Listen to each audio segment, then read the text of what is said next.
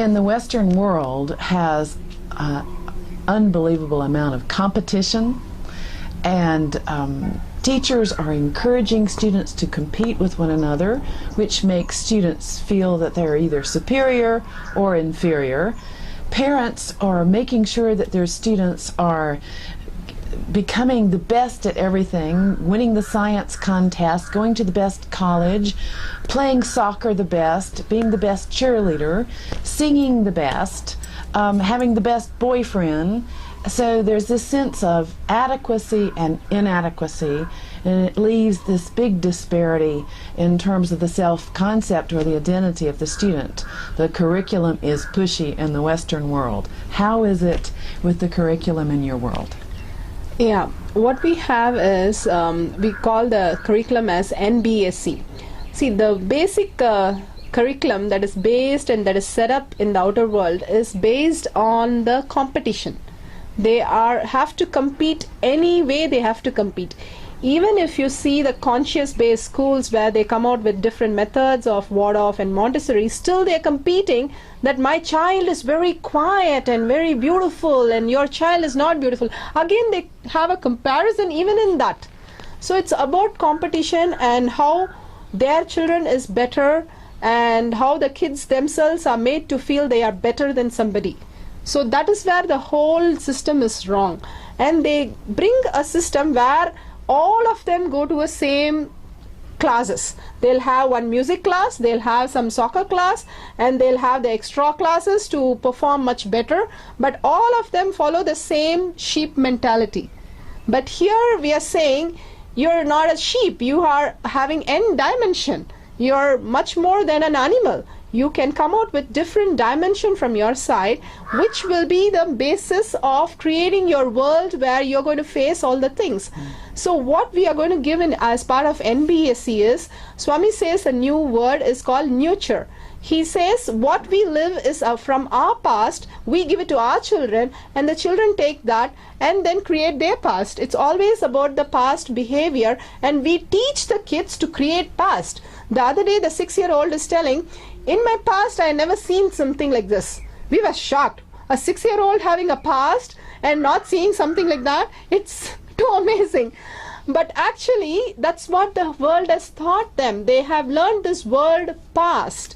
What do you mean by past in 6-year-old? They have to run and play and enjoy the whole space. But because of the societal conditioning and the parental and all that, it's about the past they live in. And they've been taught how to do the same thing in the same way every day. So it becomes reiteration and conditioning for the kid.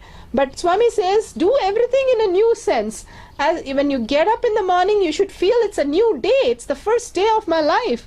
You should do everything as though you've seen it for the first time. Then only the nurture comes. The kid actually, when they come into the class, they think it is a new place and new things. Every time a baby looks at the fan or the light, it looks at the bulb and light as a new item there, new object, and they keep staring. But when we look at the fan, it's a boring thing. How many hours can we look at it? The babies can look at it for hours because they really look, there's something unique about it. Just a fan. So basically we were like that. But because of conditioning, we close ourselves from looking at the dimension of things. So when we did an experiment, we had an experiment where we had things, items kept in the classroom and then removed. And these kids came and beautifully spotted which were missing, even the smallest item. But when we did for the adults came to the classroom and not only said what is missing is wrong, they said the things which are there is also in the wrong place. They had no idea, 100% they were wrong. All the teachers were wrong. But all the kids were absolutely correct in saying which were missing and which is placed in a different place. So the whole thing was they look at things in a new sense with full awareness and as a big picture. So these things have to go into the subject learning also. When we look at a subject, it has to be a big picture. They have to learn with lot of multi-dimensional. Instead of the concept, just the concept is not going to help them. They have to understand by living with it. It's like a tool. If you just show the tool, this is the screwdriver or a spanner, what will a spanner do to us? You just have to show them how the spanners can be used in multiple purpose. And actually we don't have spanners or screwdriver, we have a machine where we can do multiple things. And n dimension is there with that thing. So we should show them that the possibilities are n. And you can create your own possibilities by giving. So you will start creating the nurture. And by creating, the kids spontaneously creating, they come out their own dimension, each one uniquely performing, and they come out in a beautiful thing of satisfying themselves in inner space. So this becomes the most beautiful part, satisfying them in their inner space. So this is the basis of eNBSE. So when we talk about curriculum in the Western world, we talk about the standard course of study. And in the standard course of study, there are specific standards that the child needs to know and be able to do by a certain grade level. And the curriculum is based on the standards. So it's like a roadmap, and the student has to follow from one place to the next, and it's a graduated standard roadmap. It really puts a lot of pressure on students, not only in terms of competition, but in terms of accomplishment and making sure that all those standards are met, and if they're not met, then the student fails. So we talk about schools without failure. Is it possible to have a school without failure? And what does it mean when we have a lot of students failing a curriculum? Are we really meeting the needs of the society, or really empowering the student? Can we have schools without failure? Yeah, one dimension which is missing out in the curriculum is the right brain side. Swami says in the right brain nothing is left, in the left brain nothing is right. Because the whole system is being only in logical, analytical purpose. The right side of understanding things can be beyond just logic and reasoning is being suppressed in the kids. So when they start the education, we show them guessing games and playing right brain games actually helps them in opening the dimension, actually retaining the dimension which already exists. That's why we have the yoga and the meditation to keep the right brain alive. So what happens with all the inner space clearance and all this clarity, the right brain starts functioning, and then we give a lot of method on visualization. We give them visualization where they start visualizing every subject in more of a pictorial form, and that really helps them. And actually when there are kids which, last time we were speaking about the auditory learner and the visual learner, most of are visual learners. So we are able to grasp things much easier. And if you show a funny picture, the kids are going to smile at it and say wow, and start looking at it and pay attention to it. So we are just changing the methodology. The syllabus is still the same. As she says, we have the same roadmap. The roadmap is not changed, but how we reach there, the method is different. So the end result is kind of same, actually beyond. What we have in our school is they come and pick up the level of exam they want, and they run to the teacher to ask for more things. So because of this, the teacher always has to get updated with what they are teaching. So like in Montessori, we also make sure that we are learning again and again the same thing till the kid are understanding the whole knowledge about something. But doing that, what we do, we give a different perspective of the same object. So they know the complete picture of the whole thing. So that way they learn the complete picture how they can use it. So when they go to the next level, since they know the complete picture, they can apply in different modules and see for themselves what's happening. But usually the schools give them, this is the only method, this is the only possibility, and this is how you should do it. That's where we have a problem with the regular mainstream. That becomes a boredom for the kids. How many times am I supposed to do the same way, the same ideas and the same way to present it? So they become a big drawback in the kids. So we are using the same syllabus with the same roadmap that is there, but the way we reach to the points in the roadmap is completely different. There will be kids, most of them is going overhead, because they want to learn more. In our school, the kids run to the teachers again and again to show them that they want more of it, because they are getting more satisfied by going to a school. And it's funny because you were saying that in your school system, the kids run to the teachers, and in our school system, the kids run from the teachers. So there's a big difference, that there's this sense of wanting to be motivated and excited about learning and thriving environment where there's a lot of participation and a lot of motivation to move ahead to the next step. So amazing that the curriculum is basically the same, the roadmap is the same, but the way, the methodology, the use of the stimulus and the excitement in that inner space where the student is excited about who they are and excited about what they're learning and wanting to look above the bar and seeing the future as something exciting, so everything is new. So it's the nurture instead of the future. Yeah, even in terms of the exam, the kids run to the teacher and then they say which level you want. So we make sure we give the level that what they want, like a computer game. They understand, you can understand like a computer game. If they finish the level 1, they can move to level 2. Otherwise, we'll repeat the activities in the level 1 to move to the level 2. They clearly understand this and they go to the teacher. They ask for the exam papers and sit and write. It's very, very interesting to see the kids running and asking for an exam paper, and they wait for this day because they want to move to next level to have the new activities. New activities like a computer game. The computer games have been designed such that they finish one level, they can go to the next level, have more fun. So the concept of exam has become fun. So I need to finish in this level. There are some kids who are going beyond their level just to see what is there in the next level. Curiosity, inquisitive. Once you have an inquisitive mind, you can learn everything. So they want to actually play with all these things, because the way they learn is satisfaction and the way they are producing it out is inquisite. They inquisite what is there in the next side, next level. So it becomes the exam, and the idea about the exam itself concept is broken. So when you talk about genius, or every child being able to become a genius, what does that really mean? Does it mean that we have this innate ability to go beyond our boundaries, to break our boundaries, and to expand our inner space and see that we can become so much more than what we already are? And in the Western world, we're wanting to break the boundaries. We want to create teamwork. We want to create thinking out of the box and reality-based problem solving and an internal locus of control. But how do we create that, and what do we have to build that structure in the individual student? In Nithyananda Vidyalaya, in eNBSE, we follow this right brain education.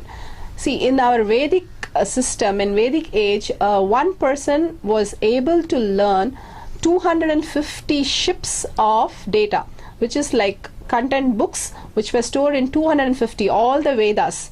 And only one person was able to receive this whole thing. How did he manage to do it? The main system of education was teach them through sound waves, through different methodology which our subconscious mind can register. Basically, our mind can register a lot more, and we can use it in much more deeper way, which will be easier for us to produce to the outer world. Like Swami says, if you put a stick in this side and which goes back, and the other stick through the ears, the point which it meets, it's the internet download point, where we can download all the information that is required for our day-to-day living. But what we do is, we have been conditioned into understanding only the left brain, logical, what we see is only what we believe kind of life has started going on. So we forgot there is a dimension that the kids are able to learn spontaneously. See, if I make a map and I know where places are, I can just go there because I made the whole map of that whole area.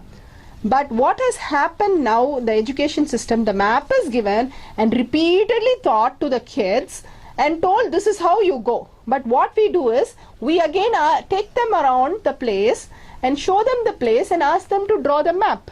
It's completely different that they build the map and you give the map. So who knows the whole thing? The person holistic education they say now, but nobody follows, because the holistic means using your right and left side of the brain. And the whole thing is we given the ingredient for them to expand, ingredient for them to have a beautiful world. So if they have the ingredient, they can place it in the way they want. Each one is unique and each one can create the dimension that is required. So we give the dimensions that they have to build, and we keep giving them ideas and views in a different perspective and visualization and all these tools and all the dimension that they can expand into. By giving them all these ingredients and the tools, they can build the structure in the way they want, bringing in the whole dimension. Swami says the sense, our senses can do lot more stuff. The eyes can breathe. Our tongue can actually taste the tune, what we can hear actually through ears. So these are the possibility that we teach the child right from the young age. We go on teaching all these visualization method where we talk about the after image, that in morning the kids will play looking at the sun and there will be orange spots. But we take it much more deeper and teach them how to observe things, photographic memory. If they can learn the book just by looking at the paragraph instead of going through the words, they can remember it forever. These are methods which were there in Vedic system where they can just scan the books and just learn it. But what has happened is all these has gone and the big picture of learning has gone, and they teach phonetically and word wise, where we bring them to come to a point where they need to see only one letter at a time. So what happens, the eye vision is actually shrunk into seeing only 2-3 words at a time. Instead of eye vision actually can read a paragraph and understand as paragraph. Once we enter into a room, we are able to see the things. We don't go point to each item in the room and tell, I have understood this room. Once we enter the room, we know what are the things available. Like that, once we look at the page, we need to know what is available in the page. But what has happened, that idea of looking at the word is being drilled into us. So we logically read. When you logically read to your mind, you can only logically remember that. But when you go for a visual reading, you can visually remember and recite it any time of the day.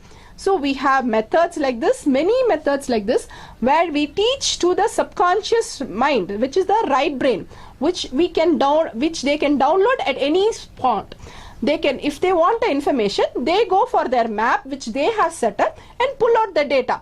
In this case, they go for the mind, which is half forgotten by 20 days and full forgotten by 3 months. And when they go to the next year, it's like a new subject. In this case, we should not be in new subject. You should have some idea about this. But what happens? They have a total relearning of from scratch. So the complete picture is lost. This is what happens in regular education and the right brain education. So right brain education, we have nothing called slow learner. In our school, there is no slow learner. Everybody performs the best because everybody is a genius, and these are small things for them to learn. Actually, each one should be in dimensionally exploding, but these are small things that we are trying to teach, and in that we are comparing, have a competition exam, and we are suppressing them to the core that they should not perform, and have tuition, have computer activities and games and things like that for them to enhance what actually naturally available for them to learn. So just selling other products, we are suppressing and putting them to a tuition world. But actually, if you teach them the way it should be taught through the right brain education, they'll be exploding. They can give these computer game people ideas to create more games. This is what will happen.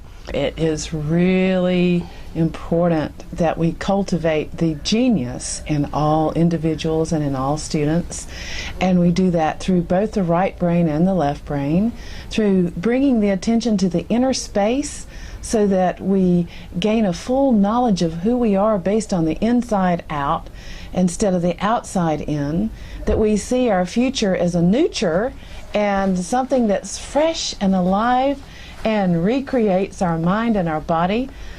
It's amazing. I think I'm going to come to your school and start from kindergarten and see if I can become more enlightened as a result. Hopefully it's not too late for me yet. Yeah, regarding the people who have learned all these skills are called indigo kids, crystal kids, rainbow kids, who are actually in nature coming out to the world to show that these possibility exist. You can even Google, there's a blind boy who can really hear like dolphins, and he can even find objects next to him. Okay, this blind boy who has been able to judge anything, he can do skating, surfing, he can do anything in the world. And he says this is a possibility because I can see through my ears. Because the whole point is, he says, if dolphins can do, I can do. When he was small, about 2 years, he had some problem with his eyes, and the doctor removed his eyes. And that time he came home, he said, Mama, I'm not able to see. Mom said, you have ears, nose, mouth, cheeks, you can see. So he really believed that his possibilities are there, where the mom was confident, and that confidence went into him, and he was able to see. And this is a living example. If he can do, we can also do it. There are so many painters that you can see in YouTube where they can paint with their fingers. They can do 3-dimension color painting with their fingers because they believe that they can do beyond. The belief is a perception. We believe this is our limit. We've been conditioned to believe this is our limit. We've been again and again told this is our limit. But in first 6 years, when the right brain is usually open for a city kid, usually in village it goes up to even 10 to 14 years. That's what Swamiji says. But usually city at least 6 years, we can give this concept of possibility that you can see. You can see through your ears. You can smell through your eyes. It's completely possible. We have 5 senses. For all 5 senses can do 4 other sense activity. That's what Swamiji says. So really there are so many people who are doing it. Then the possibility in kids should be encouraged right from the age where the possibilities are already there. So they can start expressing these possibilities and transforming themselves. The other day, one of the 6-year-old was telling Swamiji, for sitting for Guru Puja, I will transform myself to do the Guru Puja much better. The words transforming coming from a 6-year-old is amazing, because the understanding is going much deeper that there is a possibility. If we give that possibility to the children, they will be so amazingly come out. That's what is happening with these indigo kids, and we should encourage more kids to play with them and encourage the dimension which exists in them, which we have not been taught, and we suppressing that part is going to be a dangerous thing. So making them understand there is a possibility will expand the dimension and solve all the problem, because everybody is a genius. No topper exists in this world, because toppers based on competition. We are talking genius, which is uniquely present in everybody. The innate nature of a child is genius. The genie is already in us. So we are genius. So we have to just bring out in the kids the same thing. So after many years of education in the West and going to 400 football games and doing 1,688 teacher evaluations and breaking up probably about 800 fights over the past few years, it's amazing to see how this educational system is born of freedom and of consciousness and of life and of creativity. So if you would like to know more about Nithyananda Vidyalaya, please look at what's on your screen. You can write on this website down and write down this information. It's a wonderful program. It's a program every child, every adult, every human being on the planet Earth should experience, because it gives you the opportunity to be the person you really are, which is perfectly free, to be happy, to be a bliss bag, to have a Vedic mind and a yogic body. So thank you for joining us, and it's been a lot of fun to see the difference between 2 worlds of education.